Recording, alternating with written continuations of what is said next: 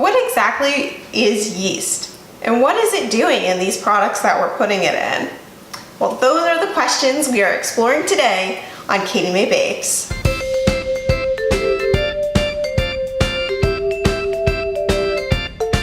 What is yeast? Yeast is a unicellular fungus.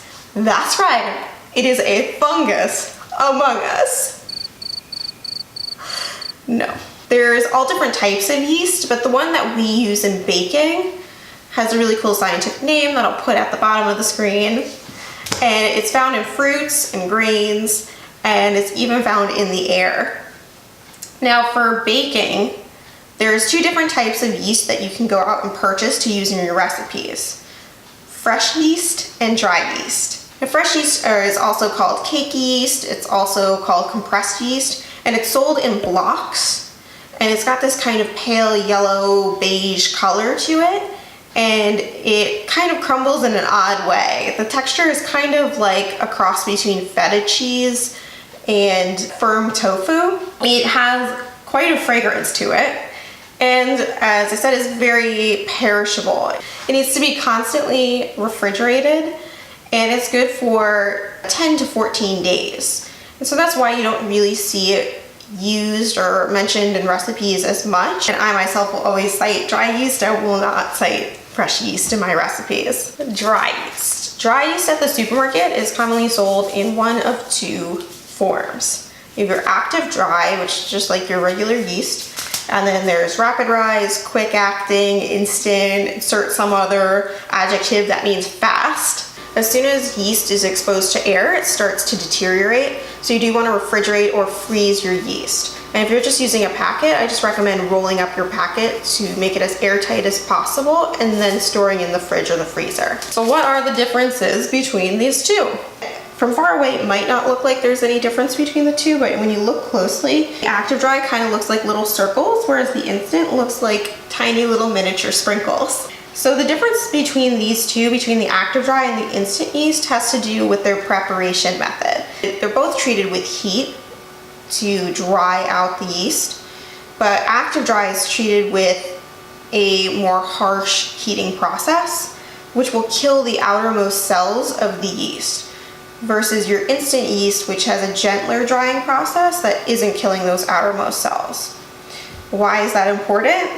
Because in order to use your active dry yeast, you're going to have to remove those dead cells in order to activate it.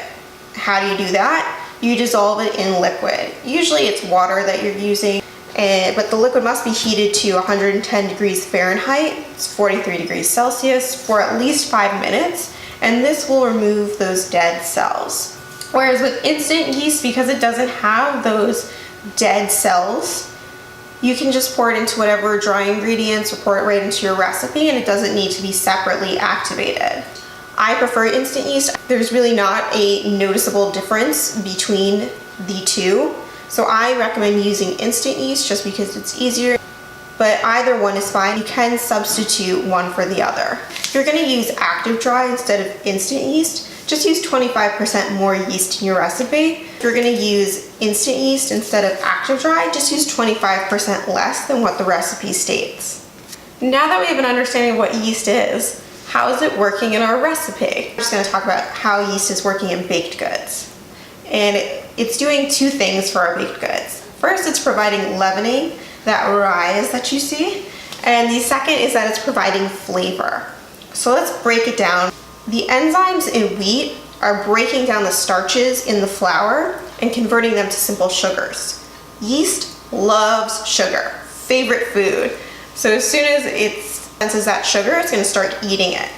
And as yeast eats, it's burping and farting out carbon dioxide. At this point, you will have needed a really strong gluten network in your bread, and this strong gluten network will trap in the carbon dioxide that's released, and that will create the beautiful rise in the dough as well as those beautiful air bubbles that you will see. So at the same time that your yeast is releasing carbon dioxide, it's also releasing alcohol and other aromatic molecules that are flavoring your bread.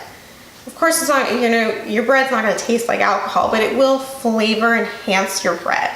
That's my overview on yeast, what it is, and how it works in recipes. If you've enjoyed this video, please give it a like. And if you want to follow more of my baking videos, my recipes, tips, check out my cats, you can subscribe. And if you want to just follow more of my general baking adventures, you can follow me on social media.